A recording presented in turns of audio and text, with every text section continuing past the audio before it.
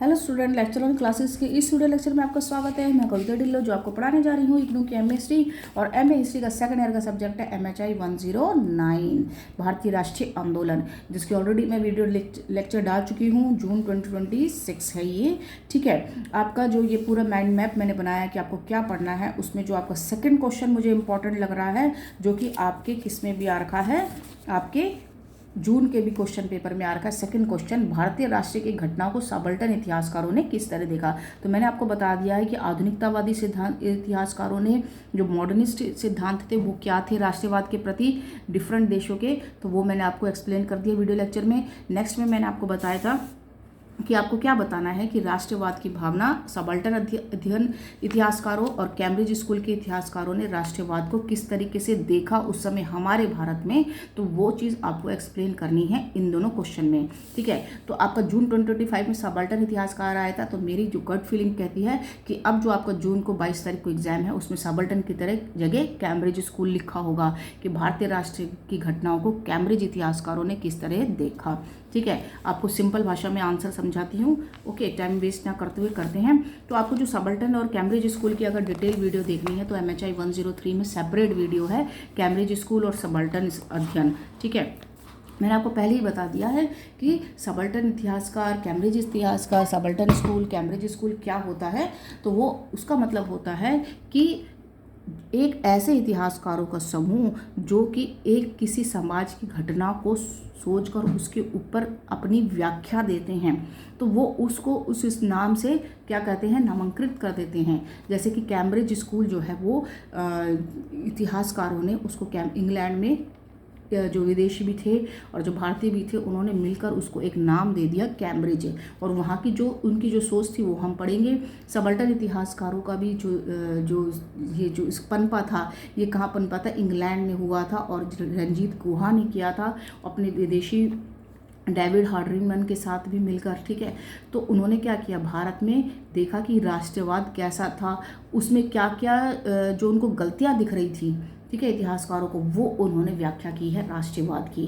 तो क्या व्याख्या की है वो हम पढ़ते हैं। मैंने आपको पहले ही बता दिया है, सबाल्टर्न इतिहास कहते हैं कि राष्ट्रवाद की भावना जो लोगों में थी, जो राष्ट्रवादी आंदोलन करे गए थे और इतिहासकारों ने जो लिखा, इतिहास जितने भी राष्ट्रवादी इतिहासकारों ने लिखा, उन्होंने निम्न वर्ग को तो लिखा ही नहीं, निम्न वर्ग, आदिवासी, किसान, दलित, इन सब के ऊपर ध्यान केंद्रित किया ही नहीं कि लोग जो है इनका इस्तेमाल कर रहे थे अपने राष्ट्रवादी आंदोलन के लिए, कांग्रेस, ठीक है। लेकिन जो इनकी जो प्रॉब्लम थी वो तो किसी ने नहीं करी थी, सिर्फ महात्मा गांधी जो है इनकी प्रॉब्लम सॉल्व कर रहे थे, राइट। तो वो लोग जो है वो तो सत्ता हासिल करने पे लगे हुए थे कि हम जो है सारे मिलकर एक जो है कमेटी बनाएंगे जिसमें हम किसानों को, दलितों को लेंगे। लेकिन जो वो जिस प्रॉब्लम से जूझ रहे थे, जमींदारों और जागीरदारों के अत्याचार से, जो उनसे मनमाना क्या लेते थे, कर लेते थे, तो जमींदारों और जागीरदारों के खिलाफ तो कोई बोलता ही नहीं था। क्यों?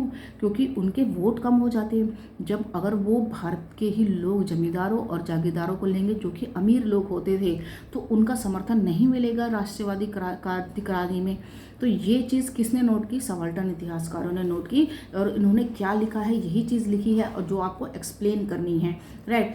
How do the subaltern historian view the phenomena of the Indian nationalism, ठीक है। द औपनिवेशिक काल में, बेटा ये कटा नहीं है, ये एक साथ ही, औपनिवेशिक काल में, कॉलोनिकल पीरियड में अंग्रेज सरकार के खिलाफ जो लोग विद्रोह किए, अपने देश को आज़ाद करने के लिए विभिन्न समूह एकजुट होकर औपनिवेशिक शासन का विरोध किया, उसी को राष्ट्रवाद कहा जाता है।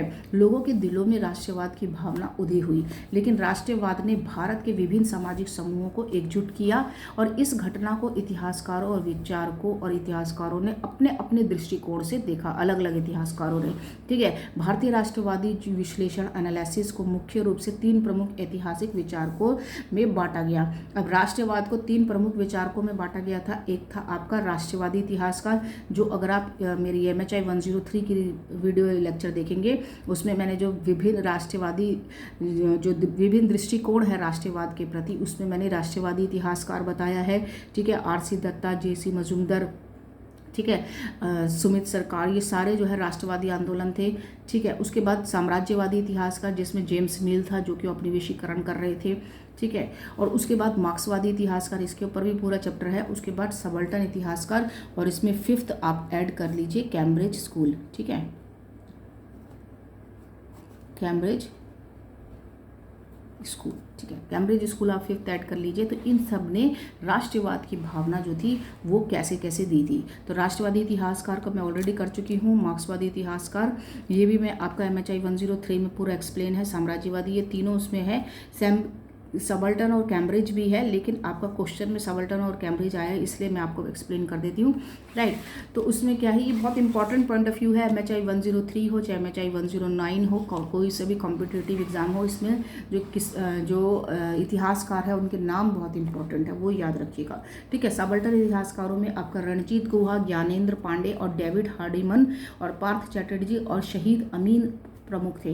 तो इनके नाम याद कर लीजिएगा, आप ध्यान से स्क्रीनशॉट ले लीजिए, बहुत इंपॉर्टेंट आंसर है जो कि मैंने आपके लिए बनाया है, राइट। तो इस विचारधारा के लेखकों ने संभ्रांत यानी कि इलाइट नेताओं के बजाय आम लोगों जैसे आदिवासी है, दलित है, किसान के दृष्टिकोण पर ध्यान केंद्रित किया है।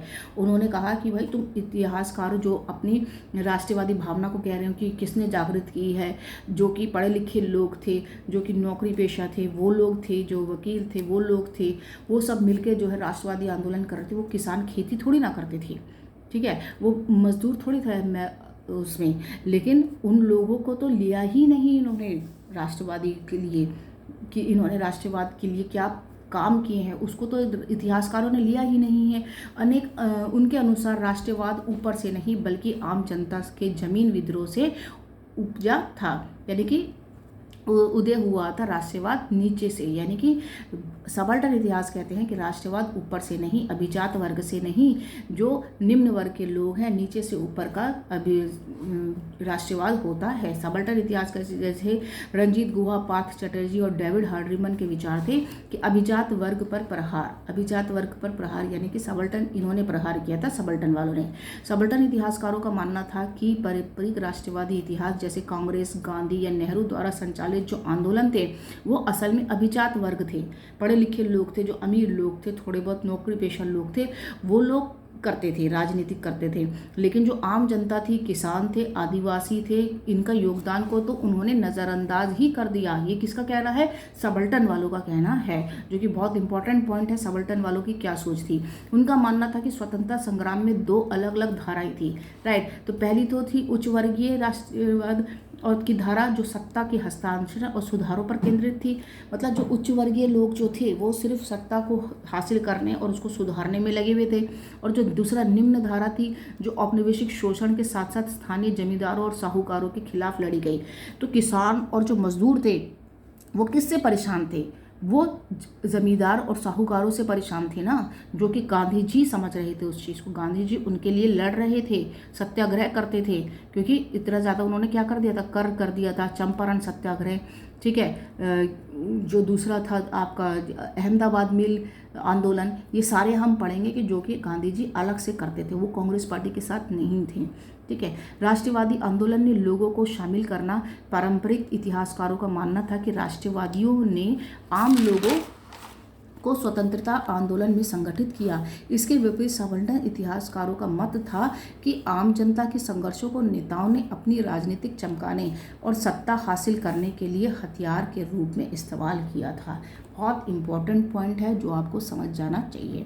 कुछ नहीं समझ आ जाता है तो आप कमेंट सेक्शन में लिखिएगा, बिल्कुल सिंपल भाषा में है, क्योंकि हम भी जानते हैं कि जो आंदोलन हुआ था वो सारे लोग तो आंदोलन ही करते रहते थे। बाकी जो खेती थे, मजदूर थे, आदिवासी थे, वो तो अपनी समस्या से जूझ रहे थे, जो कि औपनिवेशिकरण में जो उनके ऊपर अत्याचार होते थे, कर इतना ज़्यादा कर देते थे कि लोग मर जाते थे, भूखे मरते थे, नील उगाने के लिए कर देते थे, उनके खेत खराब हो जाते थे। नील के बाद उन्होंने 3 कठिया प्रणाली चला दी। ये सारा आके पढ़ेंगे जो गांधी जी ने आंदोलन किए थे। तो उनकी तरफ, समस्याओं की तरफ देखा ही नहीं उन्होंने। वो सिर्फ अपने क्या कर रहे थे कि सबको मिलाकर कि हमें आंदोलन करना है, अंग्रेजों को बाहर निकालना है, ठीक है। तो प्रथम विश्व युद्ध के बाद ब्रिटिश सरकार, यही चीज़ मैंने इधर एक्सप्लेन की है अपनी लैंग्वेज में, कि प्रथम विश्व युद्ध के बाद ब्रिटिश सरकार का काफ़ी नुकसान हुआ था, आपको पता ही है, ठीक है, 1919 तक। तो 1918 में आपका प्रथम विश्व युद्ध खत्म हुआ था, उसके बाद उनकी हालत बहुत ज़्यादा ख़राब हो गई थी और उन्होंने पूरा नुकसान जो है वो भारत से वसूलने के लिए भू राजस्व व्यवस्था लागू की थी, जिसे 3 कठिया या लगान मांगा जाता है। नील की खेती करने के लिए मजबूर किया गया किसानों की दशा। तो 1920 और 1930 तक के दशक में उनकी दशा जो थी वो बहुत ही खराब थी। जमींदार जागीरदार उन पर बहुत ज़्यादा अत्याचार कर रहे थे। तो सबल्टन इतिहासकार और कैम्ब्रिज स्कूल इतिहासकारों का मानना था कि राष्ट्रवादी आंदोलन में किसानों मजदूरों को शामिल किया गया, मगर उनके जो आंदोलन थे जो जमींदार और जागीरदार के विरुद्ध थे उसमें किसी ने भी उनका साथ नहीं दिया, क्योंकि कांग्रेस अगर जमींदारों और जागीरदारों के विरुद्ध आंदोलन करेगी तो उनका वोट कम हो जाएगा, ठीक है। कैम्ब्रिज स्कूल का भी यही मानना था कि यही सत्ता की भूख जो थी वो अंग्रेजों के विरुद्ध में कम सत्ता का लालच में ज़्यादा सक्रिय थी। इसलिए सबल्टन इतिहासकारों का मानना था कि राष्ट्रीयवाद ऊपर से नहीं, नीचे से, निम्न स्तर से है। ये सबल्टन इतिहासकार है। और आप MHI 103 की सबल्टन अध्ययन देखेंगे तो उसमें और जो सबल्टन अध्ययन की एक्सप्लेनेशन है वो दी है, लेकिन जो इसका मेन पॉइंट था कि उनके क्या विचार थे वो मैंने आपको इसमें एक्सप्लेन कर दिया है। आप इसको और भी अच्छा खासा बड़ा चढ़ा के अपनी लैंग्वेज में लिख सकते हैं बेटा, ठीक है। आपके लिए मैंने पूरा ये आंसर स्क्रॉल कर रही हूँ, आप इसका स्क्रीनशॉट ले लीजिए, ठीक है। नेक्स्ट आ जाता है हमारा कैम्ब्रिज स्कूल, राइट। तो कैम्ब्रिज स्कूल बेटा बहुत इंपॉर्टेंट है, क्योंकि इसमें इतिहासकारों ने क्या लिखा है ये पढ़ने वाली बात है, जो कि आपको पता होनी चाहिए। आप MA हिस्ट्री कर रहे हैं। कैम्ब्रिज स्कूल वालों ने कहा कि जो राष्ट्रवाद था, राष्ट्रवाद में जो आदिवासी जो किसान थे, मजदूर थे, उनको तो लिया ही नहीं। लेकिन ये नहीं लिया, ये तो किसने कहा, ये तो उसने सबल्टन वालों ने कहा था। लेकिन कैम्ब्रिज स्कूल वालों ने कहा कि जो नेता थे, जो कांग्रेस नेता थे और जो दूसरे जो मुस्लिम लीग था, ठीक है, हिंदू लीग था, ये सब क्या कर रहे थे, आज़ाद तो करा रहे थे लेकिन अपनी कुर्सी के लिए लड़ रहे थे, सत्ता हासिल करने के लिए लड़ रहे थे। तो वो कह रहा है कि राष्ट्रवाद तो सिर्फ एक बहाना था और उनको जो है वो एक अपने देश बनाना था अपना, जिसमें कि वो अपनी हुकूमत कर सके, अपना मतलब अपना कानून लागू कर सकें अंग्रेजों से लेकर। इसलिए मुस्लिम लीग ने देखा है कि जब जैसे कि वो 1947 में आज़ाद होने के लिए, उससे पहले भी 1945 में हुआ था, तो मुस्लिम लीग ने अपनी 14 सत्रीय अपनी वो रख दी थी, मांग रख दी थी और अपने भारत पाकिस्तान को अलग मांगा था। सिख वाले भी अपने आप को अलग मांग रहे थे। तो इस तरीके की जो सोच थी वो अंग्रेजों ने देख ली थी कि भाई ये तो सांप्रदायिकता में बटे हुए हैं। तो हासिल वो कहता है, कैम्ब्रिज कहता है कि असल में जो राष्ट्रवाद था वो तो सिर्फ वो दिखावा था, असल में एक राष्ट्र को अपनाना था, अपने लिए एक सत्ता हासिल करनी थी, है ना, हुकूमत करनी थी, इसलिए ये जो है राष्ट्रीय देश को आज़ाद कराया गया। तो इसी वजह से कैम्ब्रिज स्कूल वालों के जो इतिहासकार थे उनको बहुत ज़्यादा आलोचना का सामना करना पड़ रहा था, क्योंकि जिन्होंने अपनी देश के लिए जान दी है, इतने सारी कुर्बानी दी है, देश को आज़ाद कराया है, तो जब उन लोगों को ऐसा बोला जाएगा तो वाकई में ही उनको बुरा लगेगा। इसलिए कैम्ब्रिज स्कूल वालों को बहुत ज़्यादा आलोचना का सामना करना पड़ा। तो ये था इसका बेसिक। तो क्या लिखा है आप आंसर एकदम से अपने दिमाग में उतार लीजिए। कैम्ब्रिज स्कूल के इतिहासकार में एक समूह का नाम है जिन्होंने राष्ट्रवाद के युग में भारतीय राजनीति की पुनर्व्याख्या की। कैम्ब्रिज स्कूल के प्रमुख इतिहासकार जैसे कौन थे, अनिल सील था, जॉन गैलिगर था, गॉर्डन जॉनसन था। ये इंग्लैंड में कैम्ब्रिज स्कूल था, वहाँ के जो इतिहासकार थे और भारतीय इतिहासकार थे, जो वहाँ के जो इतिहासकार थे, उन लोगों ने मिलकर एक सोच डेवलप की और उसी सोच को इन्होंने क्या दे दिया, कैम्ब्रिज स्टडीज़ का नाम दे दिया, ठीक है। भारतीय राष्ट्रवाद पर उनकी सोच यह थी कि इन इतिहासकारों ने पारंपरिक और मार्क्सवादी विचारों से हटकर एक भारतीय राष्ट्रवाद की व्याख्या दी। तो मार्क्सवाद से भी अलग, सबल्टन से भी अलग इन्होंने अपनी एक विचारधारा दी थी, किसके बारे में, राष्ट्रवाद के बारे में। वो चीज़ क्वेश्चन में पूछी गई है और वही आपको आंसर में एक्सप्लेन करनी है, तभी आपको पूरे मार्क्स मिलेंगे बेटा, ठीक है।